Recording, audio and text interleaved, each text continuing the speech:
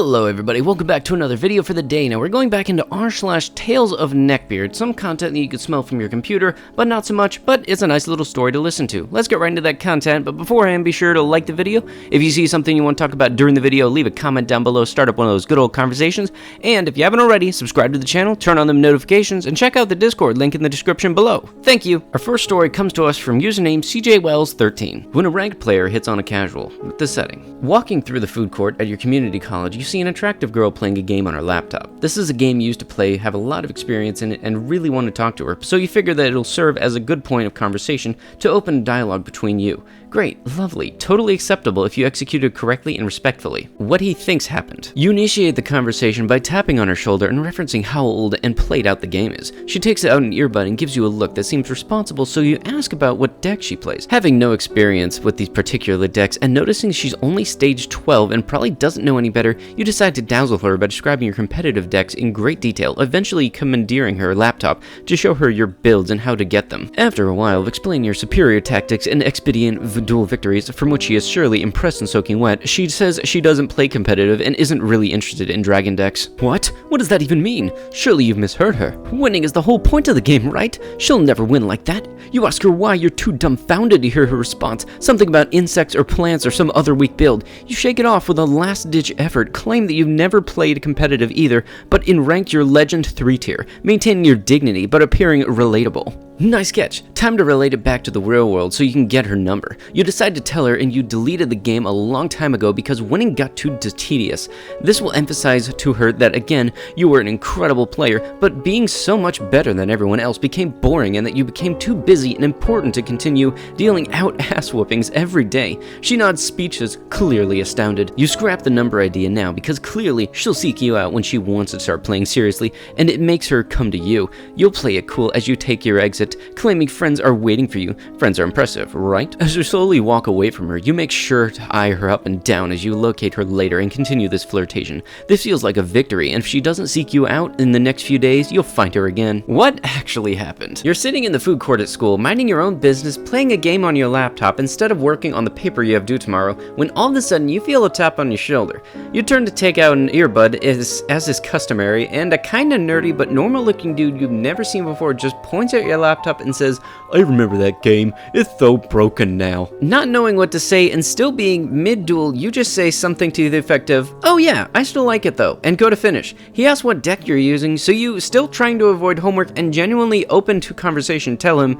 he clearly has no idea what sylvan plants are, so you ask him what he used, and oh boy, that was a mistake. He immediately goes into detail about all the elements of his hyper meta Stardust Dragon deck, what cards to use, which boxes to buy from, how to play your hand, the works. You can tell he thinks you're new at this because he asks if you know how to synchro summon.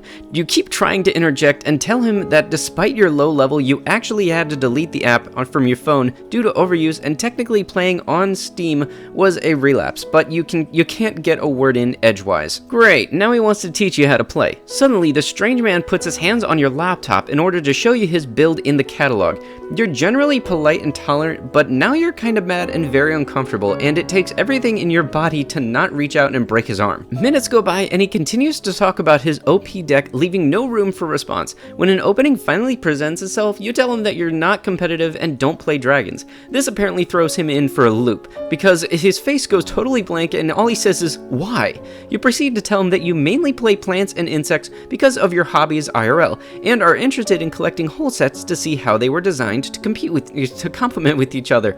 His face does not change and he blurts out that he used to play casually too. Okay, sure. In an awkward effort to save the conversation, he returns to the fact that he no longer plays the game and goes on to give the reasons, when he had become boring and the quality of the game is trash. Wow, what a thing to say to someone who is currently playing that very game. At this point, you're just tired and waiting for him to finish talking, but he goes on to describe how he could win every duel within 5 turns. Eventually, he stops and you facilitate an awkward pause in order to emphasize the depth of the conversation. He takes the hint and goes to back away, citing some friends were waiting for him.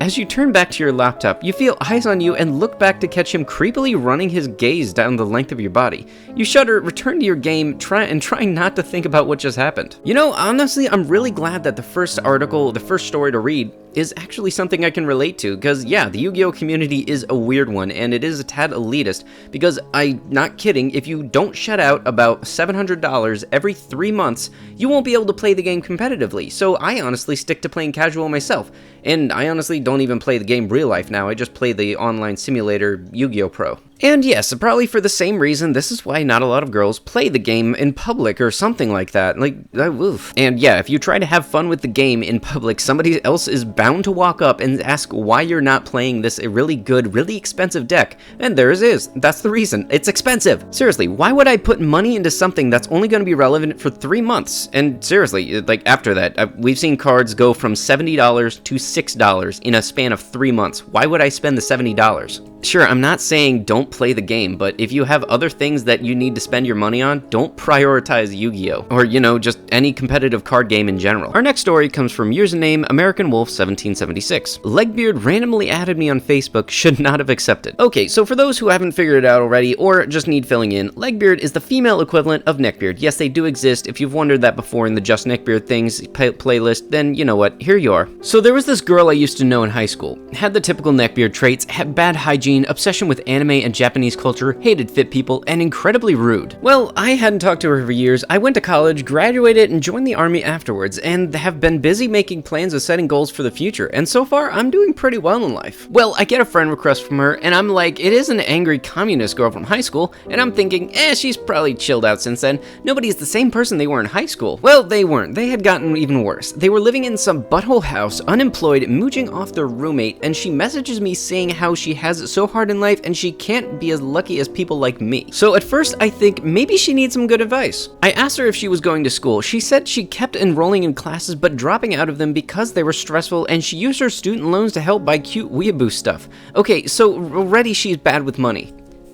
I asked her if she's got a job. She says she doesn't want to take a job that she feels isn't for her. Again, stupid as can be. You don't wait for the right job. You find one and settle in for it and gain experience. And then as she tells me more, she just keeps listing off every single bad decision, and I can't feel sorry for her anymore because she made so many bad decisions she could have changed. Then she starts lecturing me, saying she can't be as lucky as me, and I worked my butt off through college, worked my butt off in the military, and I'm always constantly improving because being a loser is not an option. But I figure, okay, maybe I'll try to help out a bit, so I give her advice, and she does the exact opposite of what I tell her to do. I told her to get a job, start getting some income. She responds by saying jobs are for ordinary people. Okay, don't know what she meant by that. I tell her maybe she should go to trade school. She said trade schools are for people who can't get into college. Okay, so why don't you go to college? She says it's too stressful and emotionally draining. She went to college for 1 semester with 3 classes. Okay, so I asked her if she had been paying off the student loan that she had gotten. Turns out she hadn't been. So at this point, I'm done. I can't help someone who doesn't want to be helped. So I unfriend her. Then I get a message from one of her friends claiming that she said I stole money from her, which I haven't seen her since high school. I didn't even know her well, and then, well, what money is there to steal? She couldn't provide proof, but at the same time, what in the world is wrong with you? Now, I have to say, this is honestly mind-blowing, and it really does suck that people who are in a bad situation only think that they can't improve themselves and want to drag other people down to their level. And seriously, the thing about the trade school, oh cool, you haven't been able to get into college? Go to the trade school. Seriously. I've dealt with some of these people in real life, people like this, not the actual person, but all you can really do is just watch them dig their own grave. Like, seriously, they're not going to improve their life whatsoever. They have no motivation to do it, so you might as well just, just leave. Don't let that person try to drag you down. Our last story comes from username KShaf889. Can a neckbeard also be a nice guy? I had an ex that was kind of a mix of both. He wasn't into anime, but he did have a neckbeard, and he attempted to grow a mustache, but it wouldn't grow. Anywho, he was that type who studied the blade, and frequently used Milady. Very cringy dude. He also had a weird obsession with Germany and World War II.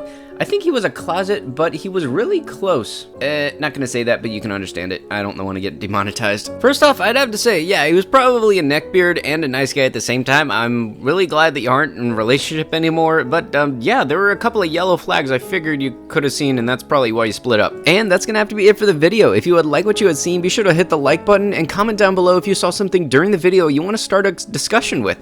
And if you haven't already, hit that subscribe button, turn on those notifications, and check out the Discord in the link below. below. It's a whole big community. It's not really the big at the moment, but we have at least 50 people. Be sure to check that out, and thank you for watching so much. I will see you guys in the next one. Thank you, and bye-bye.